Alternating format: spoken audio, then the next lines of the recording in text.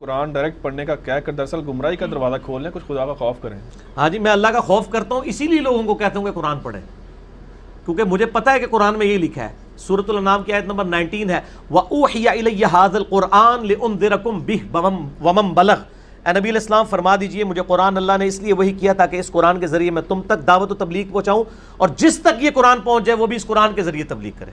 تو سر میں اپنی کتاب آپ کو کوئی لکھ کے دے دوں، آپ کے بزرگوں نے تو کسی نے فضائل سنت پکڑا دی، کسی نے فضائل اعمال پکڑا دی، کسی نے 14 ستارے پکڑا دی، ہمیں تو نبی علیہ السلام کتاب اللہ دے کے گئے ہیں، یہ سنت ہے۔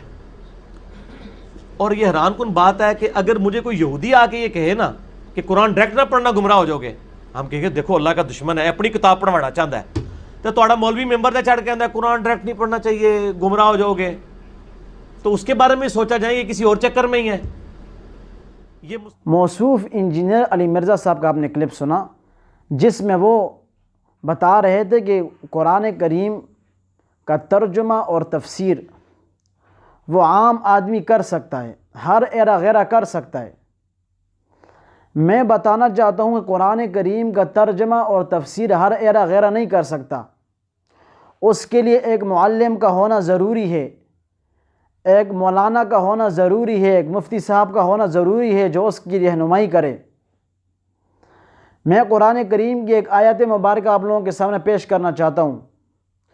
قرآن کریم میں اللہ تعالیٰ فرماتے ہیں کہ هو الذی بعث فی الامیین رسولا، وہ اللہ جس نے ان پڑھوں میں اپنا رسول بھیجا۔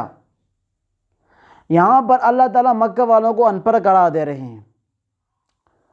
میں پوچھنا چاہتا ہوں کہ وہ جب بیمار ہوتے تھے اپنا علاج کرتے تھے، آج کے دور میں آپ انہیں ڈاکٹر کہہ سکتے ہیں، اپنے لیے گھر بناتے تھے، آج کے دور میں آپ انجینئر کہہ سکتے ہو، بڑے بڑے شاعر تھے، ادیب تھے، خطیب تھے، عربی کو جاننے والے تھے، لیکن پھر بھی اللہ نے کیا فرمایا؟ هو الذی بعث فی الامیین رسولا، کہ میں نے ان پڑھوں میں اپنے رسول کو مبعوث کیا۔ اللہ تعالیٰ مکہ والوں کو ان پڑھ کیوں قرار دے رہے ہیں؟ چونکہ ان کے پاس علم وحی نہیں تھی، علم قرآن نہیں تھا، لیکن جب قرآن نازل ہوا انہی کے اندر، قرآن کا نزول ہوا، تو اس کے لیے ایک ماڈل چاہیے تھا، ایک استاد چاہیے تھا، ایک معلم چاہیے تھا کہ جس کے ذریعے وہ اس قرآن کو لوگوں تک پہنچا سکیں۔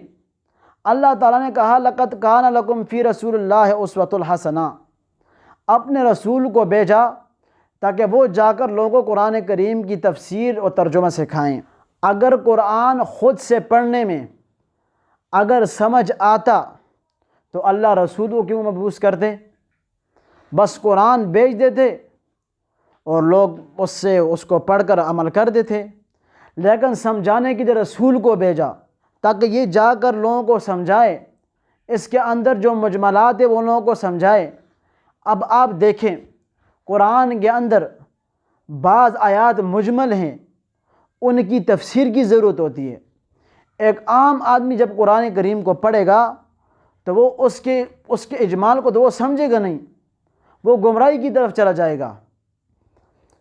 اور اسی طرح اگر دیکھا جائے کہ اگر وہ کسی مفسر کی تفسیر پڑھے گا تو چونکہ مفسر اپنے ذہن سے تفسیر کر رہا ہوتا ہے اور اس کے اندر وہ اعتراضات نقل نہیں کرتا جو عام لوگوں کو پیش آتی ہیں۔ ایک عالم جب وہ کسی کو سکھا رہا ہوتا ہے تو چونکہ انہوں نے عقائد پڑھے ہوتے ہیں، علم اصول پڑھے ہوتے ہیں، اس طرح مختلف تفاسیر پڑھے ہوتے ہیں، جہاں پر کوئی اجمال آتا ہے آیات کے اندر، جہاں پر کوئی آیات میں مشکل پیش آتی ہے وہ لوگوں کو سمجھا دیتے ہیں کہ اس آیات سے اللہ تعالیٰ کا یہ مراد ہے۔ اب میں ایک مثال دینا چاہ رہا ہوں۔ اللہ تعالیٰ قرآن میں جگہ جگہ پر ان اللہ علی کل شیء قدیر، ان اللہ علی کل شیء علیم، ہر جگہ پر یہ صفات آئے ہوئے ہیں۔ یہ ایک قسم کا تکرار ہے۔ کلام کے اندر جب تکرار آ جاتا ہے وہ کلام کے حسن کو ختم کر دیتا ہے۔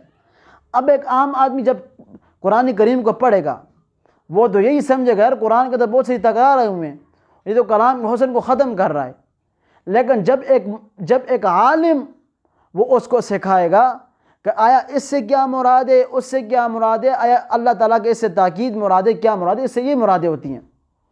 تو لہذا قرآن کریم کو سمجھنے کے لیے ایک عالم کا ہونا ضروری ہے کہ جس نے علم الصرف، علم النحو اور اس طرح علم اصول اور قرآن کی تفسیر کے لیے مختلف 8 علوم تقریباً علماء نے بتائیں کہ وہ اگر ہو تو انسان علم حاصل کر سکتا ہے۔